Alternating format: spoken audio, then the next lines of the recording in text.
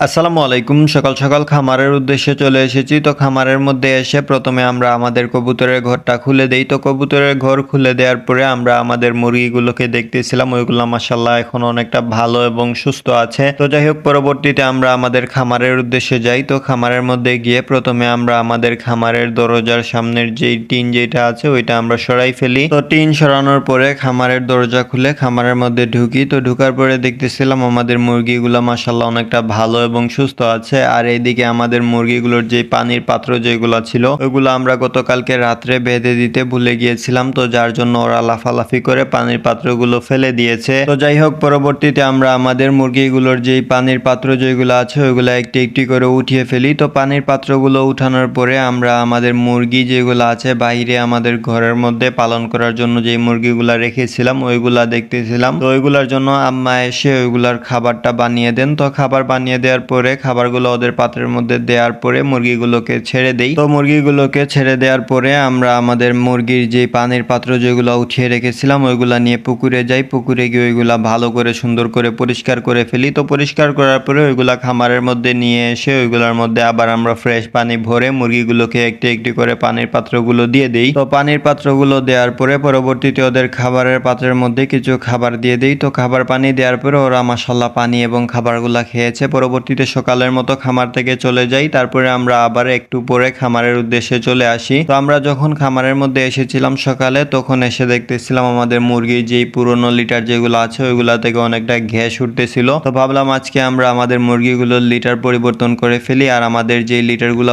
পুরাতন যেগুলা ছিল ওইগুলো অনেক দিন হয়ে গিয়েছে ওইখানে ছিল। তো যার জন্য ওইগুলোর মধ্যে অনেকটা গ্যাস হয়ে গিয়েছে। তো যাই হোক, পরবর্তীতে আমরা আমাদের মুরগিগুলোর পুরাতন লিটার যেগুলো আছে ওইগুলা পরিবর্তন করে নতুন লিটারগুলা মুরগিগুলোকে বিছিয়ে দেই। তো লিটারগুলা বিছিয়ে দেওয়ার পরে পরবর্তীতে আমরা আমাদের খামার থেকে চলে আসি। তারপরে আমরা আমাদের নতুন যেই খামারটা ছিল ওইটার কাজে চলে আসি। তো নতুন খামারের কাজে আসার সময় গতকালকে আমরা যেই ফিলারগুলা গেড়েছিলাম ওইগুলোর মধ্যে কয়েকটি ফিলার আমাদের শর্ট হয়ে গিয়েছিল। তো যার জন্য আমরা আজকে আবার নতুন করে বাঁশ কেটে ওই বাঁশ দিয়ে আমরা আবার কয়েকটি নতুন ফিলার বানিয়ে ফেলি। তো ফিলারগুলা বানানোর পরে আমাদের যেই জায়গার মধ্যে আমরা খামারটা তৈরি করতেছি ওই জায়গার মধ্যে ফিলারগুলা নিয়ে যাই। তো ওইখানে যাওয়ার পরে আমাদের যেই সাইডে ফিলারগুলা শর্ট হয়েছিল তো ওই জায়গার মধ্যে আমরা আবার নতুন করে কয়েকটি গর্ত খুঁড়তেছিলাম। তো ওইদিকে আমার ফ্রেন্ড যেটা ছিল ওইটা ওইদিকে গর্তটা খুঁড়তেছিল আর আমি এইদিকে আমাদের যে গতকালকে যে বাঁশগুলো আমরা গেড়েছিলাম তো ওইগুলার উপরে যে বাঁশটা রাখিয়েছিলাম ওই বাঁশটা আমি ওইদিকে বাঁধার চেষ্টা করতেছিলাম। আর ওই বাঁশটা আমরা রশি দিয়ে না বেঁধে ভাবলাম আমরা তার দিয়ে বেঁধে রাখি, তাহলে আমাদের ওই বাঁশটা অনেকটা মজবুত হবে এবং তার অত